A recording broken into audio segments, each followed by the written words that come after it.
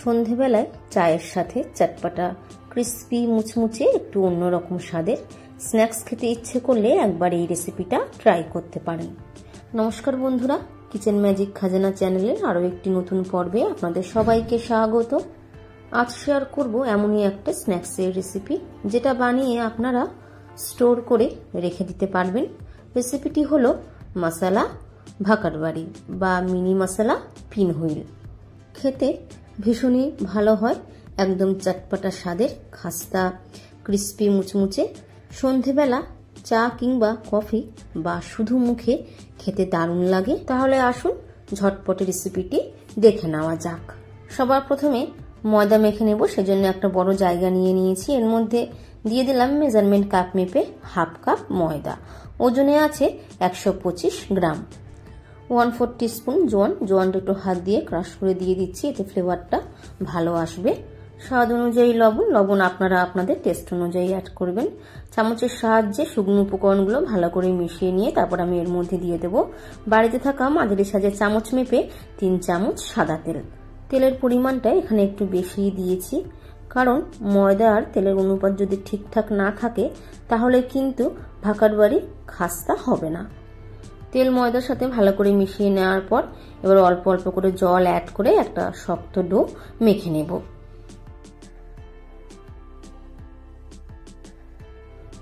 ময়দার ডোটা আমার মেখে নেওয়া হয়ে গেছে। দেখুন আঙুলের সাহায্যে আমি হালকা হাতে প্রেস করছি, বেশ শক্ত করে কিন্তু মেখে নিয়েছি। এভাবে একটু শক্ত করে মেখে নিতে হবে। এবার ঢাকনা দিয়ে চাপা দিয়ে রেখে দেব 10 থেকে 15 মিনিটের জন্য। চলে যাব পরের স্টেপে। নিয়ে নিয়েছি মিক্সার গ্রাইন্ডার জার, রেডি করে নেব একটা চটপটা স্বাদের মশলা। সবার প্রথমে দিয়ে দিচ্ছি বাড়িতে থাকা মাঝারি সাইজের চামচ মেপে 1 চামচ সাদা তেল। আমি কিন্তু এখানে কাঁচা সাদা তেল ব্যবহার করেছি, তেলটা কিন্তু এখানে ভাজা নেই।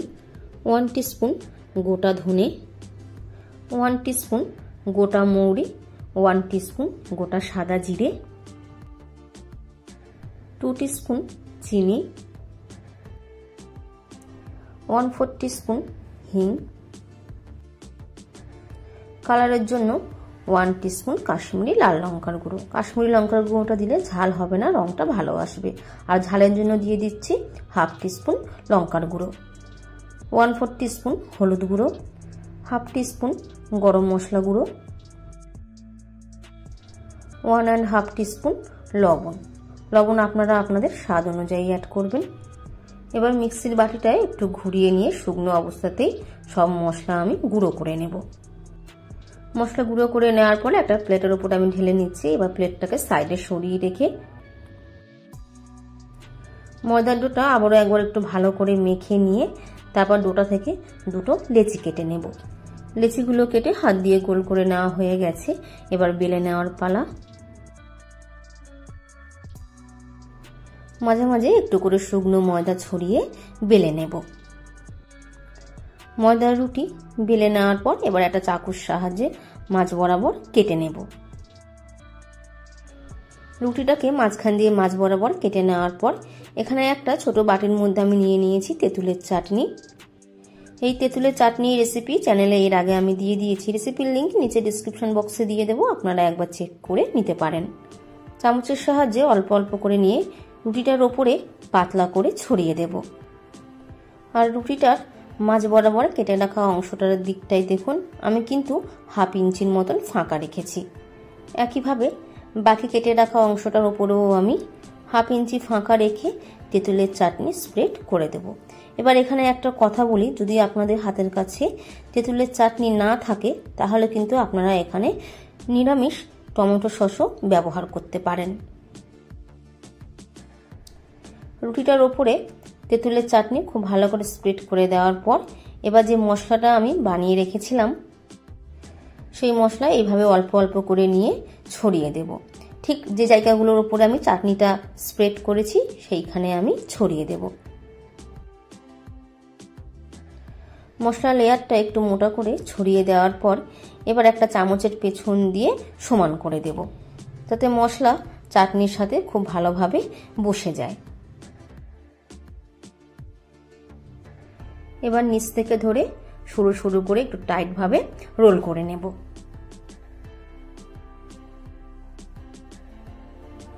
একটু চেপে চেপে রোলটা করে নিতে হবে। কিনারার যেই অংশটা আমি ফাঁকা রেখেছি এখানে সামান্য কয়েক ফোঁটা জল দিয়ে স্টিক করে নেব।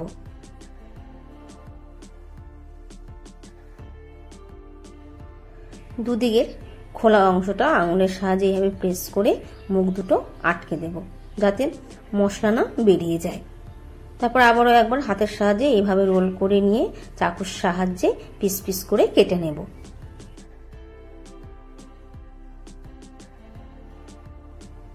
এইভাবে ছোট ছোট করে টুকরো করে নেব।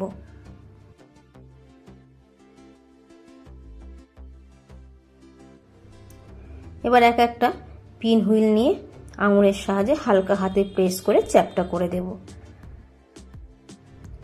একটা তৈরি হয়ে গেছে, এটাকে সাইডে রেখে দিচ্ছি। বাকিগুলোও ঠিক একইভাবেই বানিয়ে নেব।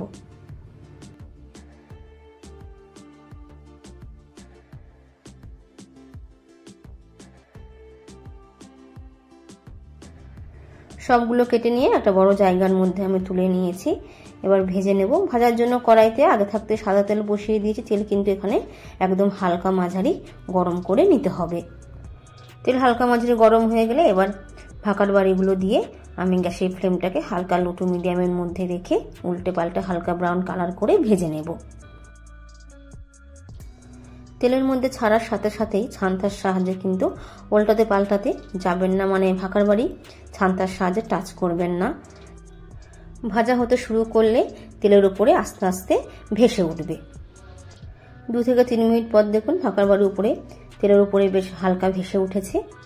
এই পর্যায়ে উল্টে পাল্টে হালকা ব্রাউন কালার করে ভেজে নেব। প্রতি ব্যাচে ভাকার বাড়ি ভাজতে আমার 4 থেকে 5 মিনিটের মতন সময় লেগেছে। আর এগুলো ভাজার সময় কিন্তু গ্যাসের ফ্লেমটা হালকা লো টু মিডিয়ামের মধ্যে রেখে ভেজে নিতে হবে। গ্যাসের ফ্লেম হাইতে রাখবেন না, তাহলে উপর থেকে তাড়াতাড়ি লাল হয়ে ভাজা হয়ে যাবে আর ময়দার লেয়ারের অংশগুলো কাঁচা থাকবে। যেগুলো আগে একটু লাল হয়ে ভাজা হয়ে গেছে সেগুলো আমি ছান্তার সাহায্যে ভালো করে তেল ঝরিয়ে তুলে নিচ্ছি। একইভাবে দ্বিতীয় ব্যাচের গুলোও আমি ভেজে নেব। আর এই ভাকার বাড়িগুলো বানিয়ে কিন্তু আপনারা 1 থেকে 2 মাসের জন্য স্টোর করেও রেখে দিতে পারবেন। দ্বিতীয় ব্যাচের গুলো আমার ভেজে নেওয়া হয়ে গেছে, এগুলো এবার তুলে নেব। দারুণ কিন্তু খেতে হয়, একদম চটপটা স্বাদের, ক্রিস্পি আর মুচমুচে। বাড়ির বাচ্চা থেকে বড় সকলেরই খেতে খুব ভালো লাগবে। তাই অনুরোধ রইল রেসিপিটা বাড়িতে অবশ্যই ট্রাই করুন আর কমেন্ট বক্সে জানাতে ভুলবেন না কেমন হয়েছে।